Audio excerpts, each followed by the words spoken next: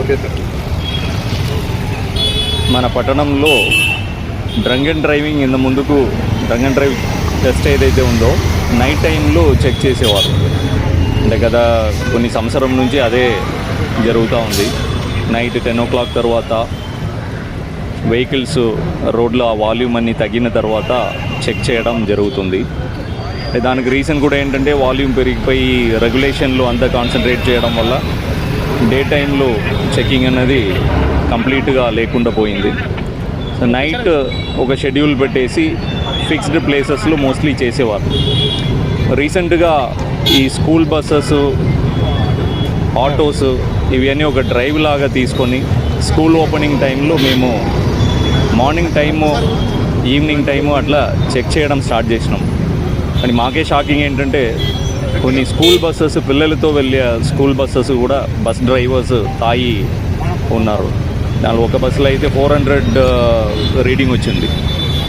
So దాదాపు ఈ 1 month డ్రైవ్లో 35 డ్రైవర్స్ తాగి ఉండడం గుర్తించినాం.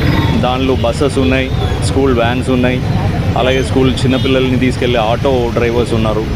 సో ఒక్క నెలలోనే 35 మంది, అది కూడా స్కూల్ చిల్డ్రన్ని ట్రాన్స్పోర్ట్ చేసేవాళ్ళు తాగి బండి నడపడం జరుగుతుందన్నది మాకు చాలా పెద్ద షాకింగ్.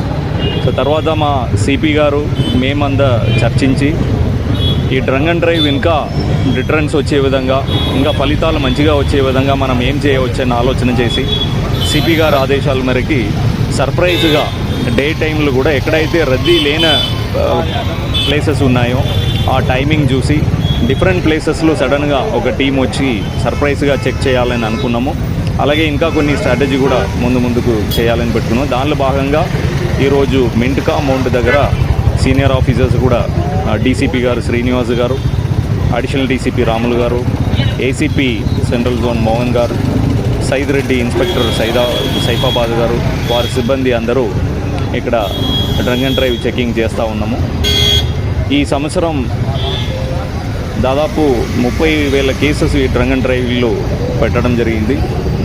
దానిలో 1300 మెంబర్స్ జైలు కూడా వెళ్ళడం జరిగింది. ఒక రోజు నుంచి 20 రోజు వరకు డిఫరెంట్ జైలు శిక్ష కూడా ఇవ్వడం జరిగింది. సో దీనిలో 0 టాలరెన్స్ వచ్చే విధంగా మేము ముందుకు తీసుకెళ్తున్నాము. చాలా యాక్సిడెంట్స్ చూస్తే కూడా మీకు ఈ డ్రంక్ అండ్ డ్రైవ్ వల్లనే చాలా యాక్సిడెంట్స్ అవుతుంటాయి. సెల్ఫ్ యాక్సిడెంట్స్ చాలా వరకు డ్రంక్ ఉంటారు.